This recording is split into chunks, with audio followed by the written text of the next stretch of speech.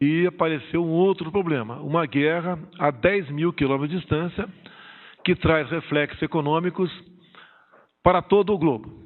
E o Brasil não é diferente. Se bem que muitas coisas fizemos no passado, em parceria com o Parlamento, de modo que esses danos foram bem menores para o Brasil.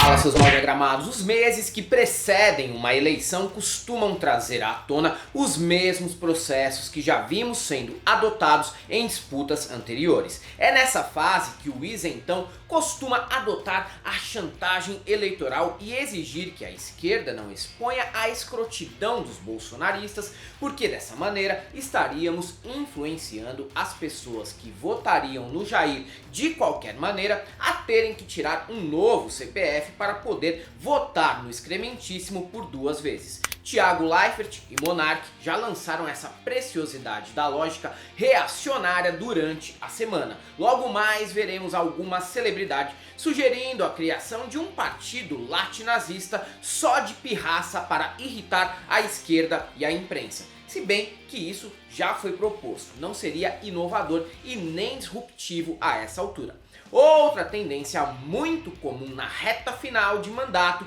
principalmente em um governo desgraçadamente fracassado, é ampliar os rombos orçamentários para atenuar políticas econômicas desastrosas. Nos últimos dias, Jair Bolsonaro anunciou que pretende zerar os impostos dos combustíveis para ver se consegue diminuir o preço na bomba. A ideia é endossada pela equipe composta por gênios do quilate dos ministros Adolfo Saxida e Paulo Guedes, que segundo o presidente deve continuar no governo num eventual segundo mandato, caso queira e não esteja tão cansado. Pelo olhar vago de quem passou por experiências de estresse pós-traumático que Guedes mantém pelo menos nos últimos 3 anos e pelas exigências que Ciro Nogueira já deve ter feito no sigilo para a indicação de algum parente para a pasta da economia a partir de 2023, isso também pode significar que não, Paulo Guedes não deve continuar. Até porque Bolsonaro condicionou a permanência do ministro à resolução das questões inerentes à alta dos combustíveis e do gás de cozinha. Vale lembrar que durante a campanha, Jair prometeu botijão de gás a 35 e gasolina a no máximo 2,50.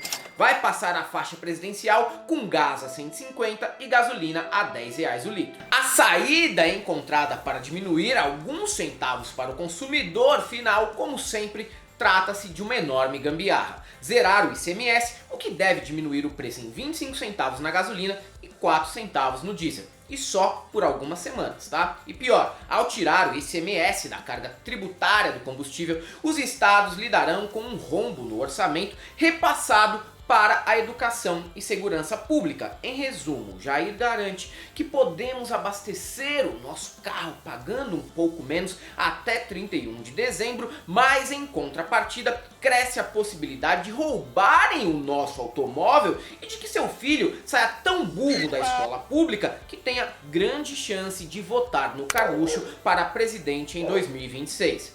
Mas o nosso presidente é um gênio e já pensou em tudo. Como bom gestor que é, arranjou uma forma de não deixar os estados desamparados com a exclusão dessa fonte de arrecadação.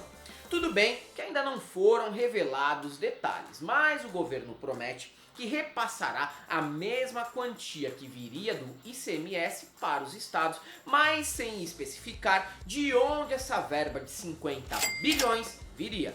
Sabe o que isso significa em termos práticos? O governo vai gastar mais nessa proposta do que pretende cobrar pela venda da Eletrobras, hoje avaliada em 35 bilhões. Como quase tudo que tem surgido de política de governo no momento, a iniciativa ainda tem como meta tentar atrair simpatia daquele eleitor cujo voto é mais pragmático e volátil do que ideológico. Sabe aquele eleitor que acredita que bandido bom é bandido morto, mas que por outro lado também quer escolas públicas do padrão FIFA? Então, spoiler, não vai dar certo. E não é tão complicado de entender. Chorão, que já foi bolsonarista e é líder da Associação Brasileira dos Veículos Automotores, chamou a proposta de solução Tabajara. Na visão dele, retirar o ICMS dos combustíveis, que não é uma receita da União, é como tomar dinheiro de um vizinho para pagar uma conta da minha casa. Já Zé Trovão, líder dos caminhoneiros sem caminhão, não se manifestou até o momento.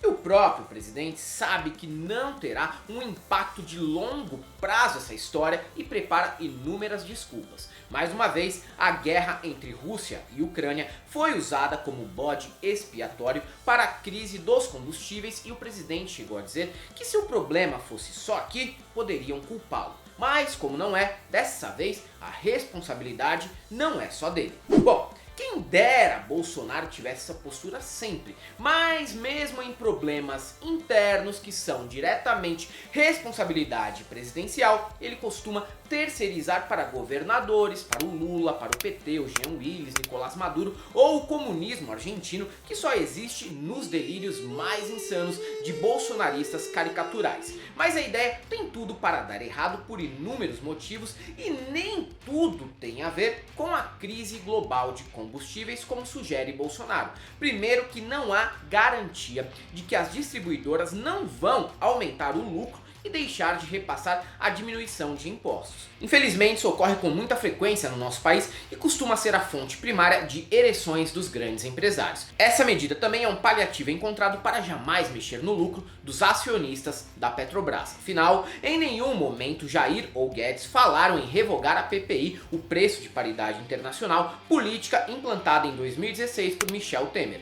Por estar vinculado ao sistema internacional, a variação do preço do barril é dolarizada e tem influência direta no que pagamos na bomba. Em tese é o seguinte: se o combustível continuar a subir de preço no mercado internacional por conta da guerra e das sanções aplicadas às empresas russas de energia, pode tirar o ICMS, que continuaremos a pagar tão caro quanto agora. Uma ideia kamikaze que não terá efeito prático na vida de ninguém e ainda pode entregar o país com um orçamento ainda mais caótico para o próximo presidente. Com isso, o Bolsonaro está basicamente vivendo uma fase em que vai tentar de tudo para permanecer no poder. E se não conseguir, garante que o próximo presidente tenha muita dificuldade para governar, o que deve servir para que ele mesmo capitalize politicamente em cima, como se não tivesse relação alguma com o problema que ele mesmo criou. E o governo tem histórico nisso. Bolsonaro quase zerou o imposto para games. Lembram? Resultado, mesmo preço de antes, mas agora sem dinheiro voltando para o governo. Prioridades. Ao menos o cara fidelizou votos de incels que já tiraram o título de eleitor. É isso aí, galera. Para quem gosta do nosso canal, nós temos nosso apoio, seja membro Pix e Conta Jurídica, caso você queira e possa fazer uma colaboração. Além do YouTube, estamos presentes também no Facebook, no Twitter e no Instagram. Sigam a gente lá. Para todo mundo que achava que tirar imposto dos combustíveis ao mesmo tempo que vai repassar grana para os governos estaduais resolveria algum problema no Brasil, só temos uma coisa para te dizer: não passarão.